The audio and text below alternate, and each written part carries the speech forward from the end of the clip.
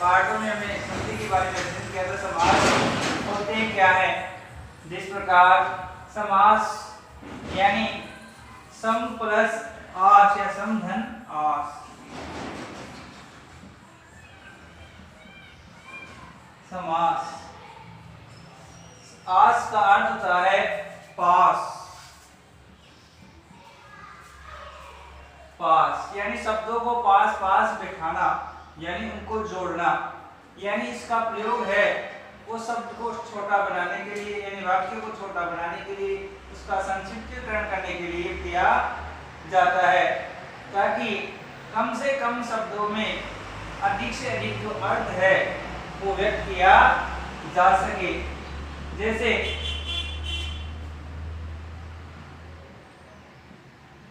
रसोई के लिए घर, रसोई के लिए घर, रसोई के लिए घर,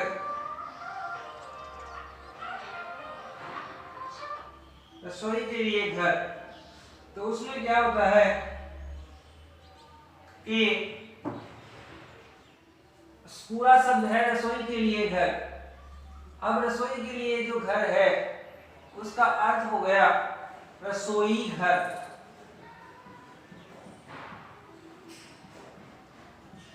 यानी जो विभक्ति चिन्ह है वो हट जाएगा और शब्द बन जाएगा रसोई घर। तो इसी प्रकार शब्दों के संक्षिप्तीकरण के लिए, वाक्य को छोटा बनाने के लिए समास का प्रयोग किया जाता है। समास की परिभाषा है विभक्ति विहीन दो या दो से अधिक सार्थक शब्दों के योग को समास कहते हैं। जैसे अन्य उदाहरण अपन लेते हैं, स्वर्ग को प्राप्त, स्वर्ग को प्राप्त। तो समास विग्रह है, यानी संधि में योग होता है और समास में विग्रह होता है। तो स्वर्ग को प्राप्त इसका समास बन जाएगा, यानी इस समय ये विग्रह है तो इसका योग हो जाएगा, यानी समास बनाने के लिए इसका प्रयोग हो जाएगा स्वर्ग प्राप्त। यानी जो समास है यानी वाक्य है अपना स्वर्ग प्राप्त, इसका विग्रह करते हैं तो स्वर्ग को प्राप्त, यानी ये जो विभक्ति या जो परसर्ग है, कारक चिन्ह है, कारक चिन्ह है वह हट जाएगा, यानी जो परसर्ग है वो हट जाते हैं और जो वाक्य है वो संक्षिप्त रूप धारण कर लेता है। विभक्ति विहीन दो या दो से अधिक सार्थक शब्दों के योग को ही समास कहते हैं, यानी शब्द सार्थक होना चाहिए, उसका कोई ना कोई अर्थ निकलना चाहिए। ऐसा नहीं है कि जैसे कि कोई अपन शब्द बोले उसका कोई अर्थ ही ना हो। इस प्रकार अब हम समास कितने प्रकार के होते हैं इसके बारे में अपन अध्ययन करते हैं। मूल रूप से जो समास है वो 4 प्रकार के थे, यानी मूल रूप से समास के प्रकार।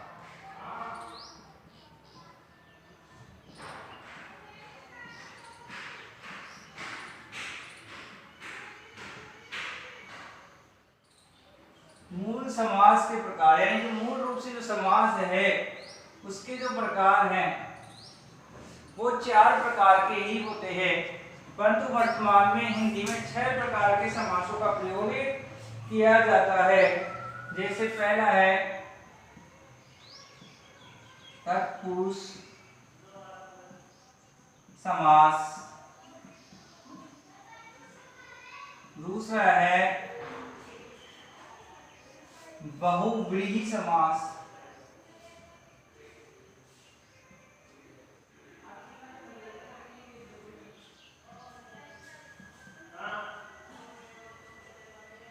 अव्ययी समास,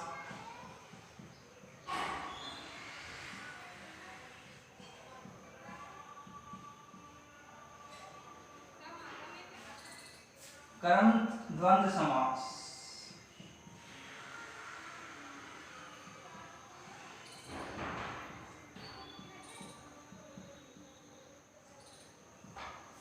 तत्पुरुष समास, बहुब्रीहि समास, अव्ययी समास, द्वंद्व समास, द्विगु समास,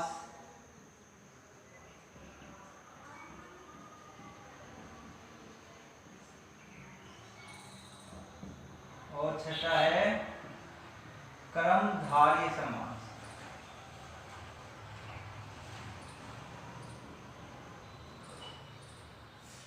तत्पुरुष, बहुब्रीहि, अव्ययी और द्वंद्व। अब अपन बहुत बात कर रहे हैं कि मूल रूप से समास कितने हैं।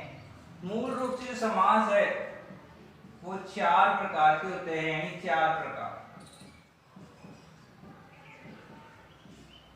और वर्तमान में 6 समास है।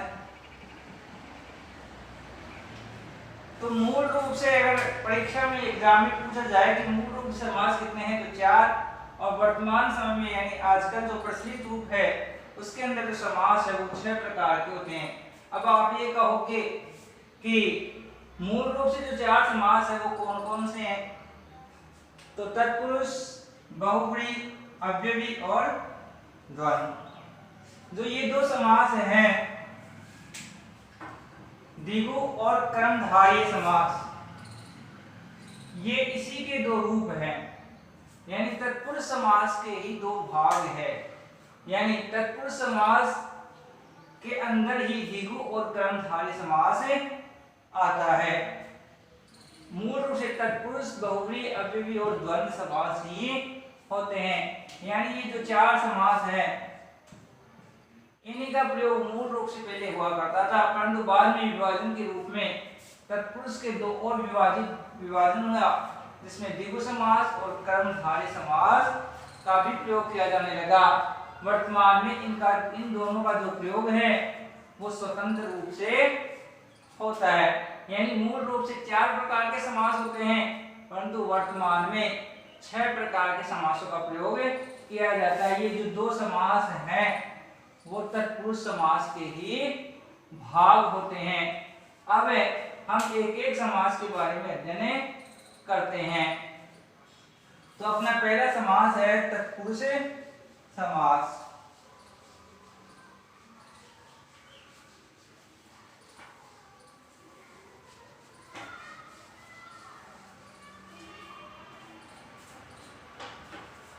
तो पहला अपना समास है तत्पुरुष समास।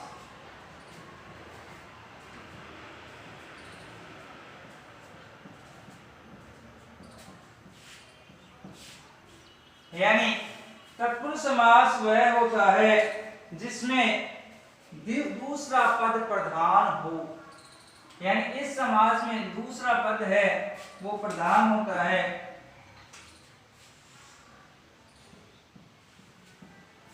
दूसरा पद प्रधान होता है।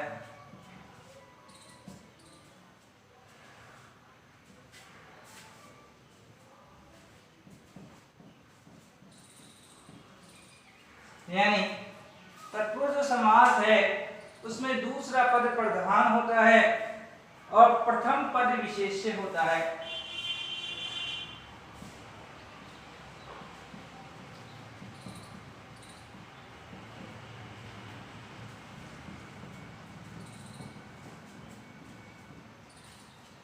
दूसरा पद प्रधान और प्रथम पद विशेष्य होता है।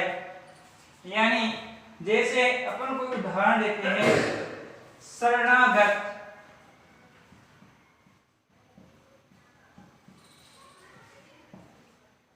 शरणागत तो यहां पर 2 शब्द है, एक है शरण और दूसरा है आगत। यानी ये 2 शब्दों से मिलके बना है। यानी शरण में आया हुआ, शरण को प्राप्त, तो शब्द बन जाएगा शरणागत। आगत का अर्थ होता है आना, यानी जो आपकी शरण में आ रहा है तो उसको अपन बोल देते हैं शरणागत। तो शब्द बन गया शरण को आगत।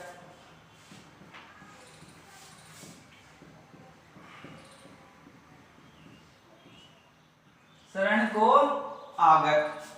अब यानी इसका समास जो विग्रह है वो हो गया शरण को आगत और समास हो गया शरणागत। अब संधि में क्या होता है,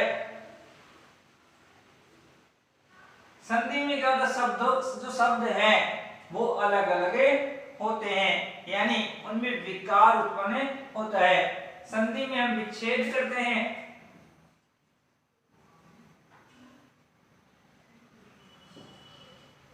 और इसमें विग्रह होता है। यानी संधि में विच्छेद होगा तो समास में विग्रह है, यानी दोनों अलग अलग होते हैं, परंतु संधि में विच्छेद का प्रयोग करते हैं और समास में विग्रह का प्रयोग करते हैं। यानी जो विभक्तियां हैं, विभक्तियों के कारण जो शब्द है, वाक्य है, वो बड़ा हो जाता है और इन विभक्तियों को हटाकर एक छोटे से शब्द के रूप में अपने अर्थ को प्रकट करते हैं। जो शब्द है वो संक्षिप्त हो जाता है। तो यहाँ पर तत्पुरुष समास होगा, यानी आने वाले की विशेषता है कि वो सरल में आ रहा है। उसी प्रकार दूसरा उदाहरण है,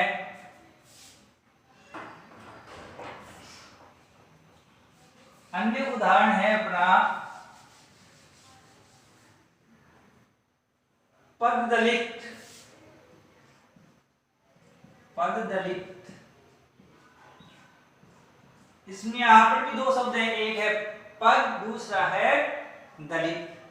तो क्या हो गया, किससे दलित हो गया, वही पैरों से दलित या पद से दलित।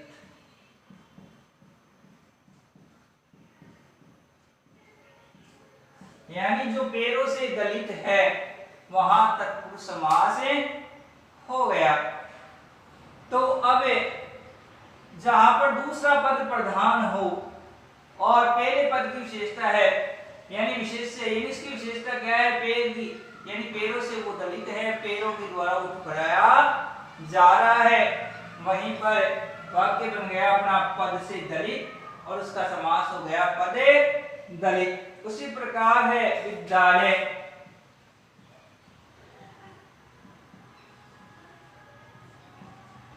इसका समास विग्रह हो जाएगा विद्या के लिए आलय, विद्यालय। तो आलय के लिए आलय का अर्थ होता है स्थान, यानी विद्या का जो स्थान है जहां पर विद्या दी जाती है, यानी शिक्षा जहां पर दी जाती है उसको विद्यालय बोलते हैं। वैसे शिक्षा के लिए कोई एक स्थान निर्धारित नहीं है, कहीं पर भी अपन शिक्षा प्राप्त कर सकते हैं। जहां हमें ऐसा लगे कि हमारे जीवन में सुधार हो रहा है किसी की शिक्षा से, चाहे वो घर पे हो चाहे बाहर हो, तो अपन उस शिक्षा को ग्रहण कर सकते हैं। परंतु विद्यालय एक कॉमन शब्द है, कहा जाता है कि विद्यालय यानी प्रथम पाठशाला घर होता है, उसके बाद द्वितीय जो पाठशाला है वो विद्यालय ही होता है, क्योंकि पहले समय व्यक्ति अपने माता पिता अपने परिवार के पास सीखता है, फिर बाद में अपने गुरु के पास जाकर विद्यालय में, गुरुकुलों में या आश्रमों में सीखा करता है। उसी प्रकार अन्य है आप बीती, आप बीती, यानी यहां पर भी दो शब्द है आप और बीती, यानी यहां पर इसका समास विग्रह हो जाएगा आप पर बीती।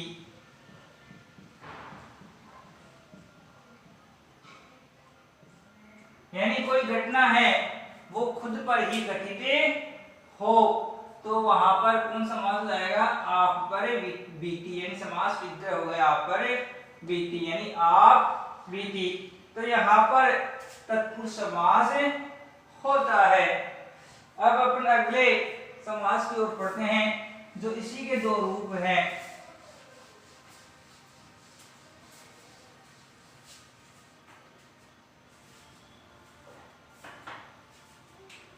दूसरा समास है अपना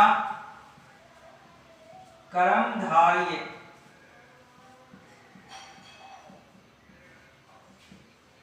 कर्मधारय समास, यानी जहां पर कर्म की विशेषताएं प्रकट हो वह कर्मधारय समास होता है। जैसे शब्द है कर्म, यानी वो क्या कर्म कर रहा है, उसकी विशेषता जहां प्रकट हो वहां पर कर्मधारय का समास होता है। कर्मधारय समास के अंदर जिस समास में एक पद विशेषण और दूसरा पद विशेष्य हो, यानी एक पद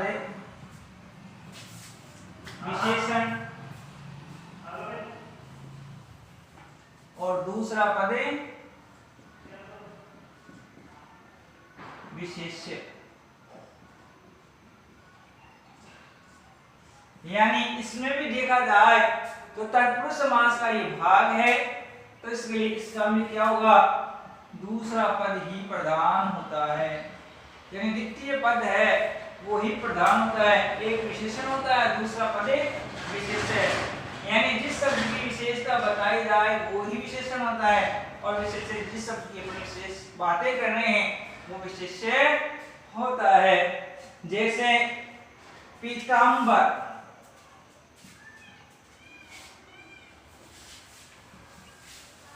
शब्द है पीतांबर, यानी यहां पर पीत और अंबर दो शब्द हैं। अंबर यानी क्या होता है, आकाश, और पीत यानी क्या होता है, पीला। तो क्या हो गया, पीत है जो अंबर, पीत है जो अंबर, यानी इसमें एक पद विशेषण और दूसरा विशेष्य, यानी अंबर शब्द क्या हो गया, विशेष्य, और विशेषण क्या हो गया, पीला। पीत है जो अंबर, अंबर का अर्थ आकाश भी होता है और वस्त्र भी,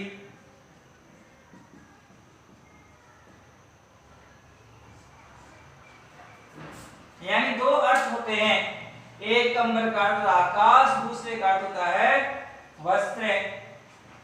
अब कई बार क्या होता है, एक शब्द के ही दो अर्थ निकल आते हैं। जैसे इस शब्द का अंतर है पीत है जो अंबर, और ऐसा भी हो सकता है पीले हैं जिसके वस्त्र, या पीत है जिसके वस्त्र। तो पीले हैं जिसके वस्त्र, इसका अर्थ हो जाता है श्री कृष्ण, यानी कृष्ण भगवान, यानी भगवान श्री कृष्ण को पीतांबर भी कहते हैं क्योंकि वो पीले वस्त्र धारण करते हैं। अगर समाज के अंदर बहुव्रीहि, यानी शब्दों को छोड़कर तीसरा ही अर्थ प्रधान हो, तो वहां पर उस जैसे कर्मधारय, तत्पुरुष या देहु कोई भी समास हो तो उससे हटकर पहले वरीयतापन बहुव्रीहि समास को ही देंगे। यानी यहाँ पर दोनों समास हैं, बहुव्रीहि और कर्मधारय, परंतु इसका अर्थ विशेष है श्री कृष्ण। अगर ऑप्शन में कृष्ण है तो अपन कृष्ण को वरीयता देंगे पहले नंबर पर, और द्वितीय नंबर पर कर्मधारय समास को वरीयता देंगे। तो उसी प्रकार कहीं पर भी अगर बहुव्रीहि समास है उसका अन्य अर्थ है तो वहां पर पहले वरीयता बहुव्रीहि समास को ही दी जाती है। अगर बहुव्रीहि नहीं है तो उसको फिर अपन जो समास है उसमें उसकी वरीयता देंगे। उसी प्रकार अन्य उदाहरण है नील गाय, नील गाय। तो नील गाय का अर्थ क्या हो गया कि गाय का रंग कैसा है, नीला, यानी नीली है जो गाय, नीली है जो गाय।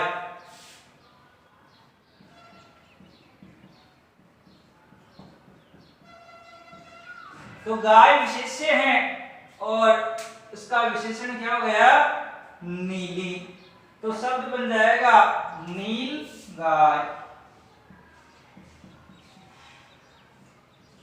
तो यहां पर भी कर्मधारय समास हो गया, जो तत्पुरुष समास का ही एक भाग है, परंतु वर्तमान समय में इसका जो प्रयोग है वो स्वतंत्र रूप से होता है। अगला उदाहरण है इसी का, परमेश्वर। परमेश्वर परम है जो ईश्वर।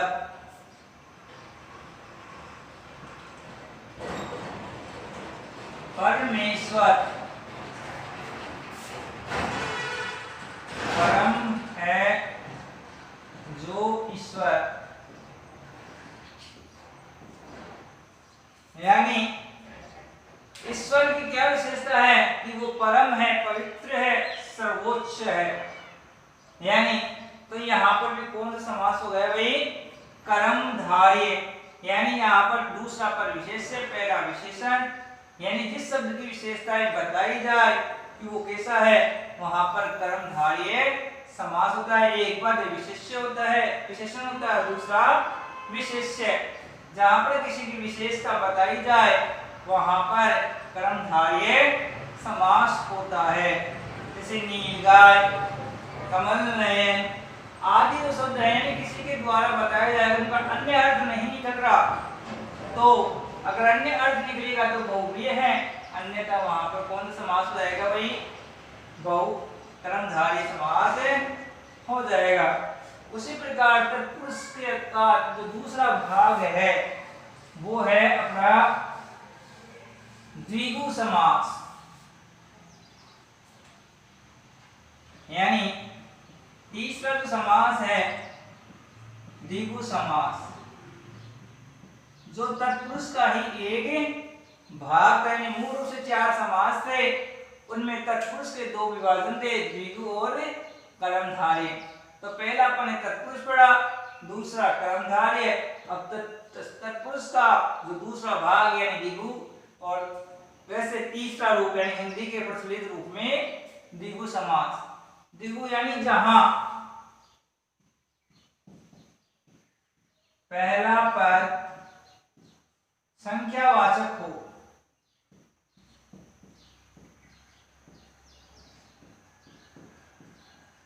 वहां द्विगु समास होता है।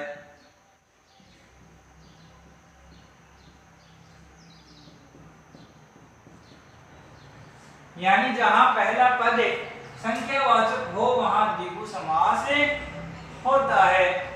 परंतु पहला पद संख्यावाचक है और उसका कोई अन्य अर्थ ना निकले तो ही वहां पर द्विगु समास होगा, अन्यथा वहां पर बहुव्रीहि समास होगा। जैसे अपन उदाहरण लेते हैं द्विगु समास का, एक त्रिनेत्र। अब परिभाषा के अनुसार अपना मूल है कि जहां पहला पद संख्यावाचक हो वहीं पर द्विगु समास होता है। तब आप कहेंगे यहाँ पर त्रिनेत्र, जिसके 3 नेत्र हैं, जिसके 3 नेत्र हैं। अब 3 नेत्र किसके हैं भाई, यानी भगवान शिव। तो परिभाषा है कि संख्यावाचक होना चाहिए, और यहाँ पर पहला पद संख्यावाचक है, यानी त्रि है वो संख्यावाचक है, परंतु इसका अन्य अर्थ निकल रहा है, इसलिए यहाँ पर द्विगु की जगह बहुव्रीहि समास होगा। तो कहने का मतलब है कि पहला पद अगर संख्यावाचक हो और अगर उसका अन्य अर्थ निकल जाए तो वहां द्विगु की जगह या द्विगु के स्थान पर बहुव्रीहि समास का ही प्रयोग होगा। जैसे चौराहा,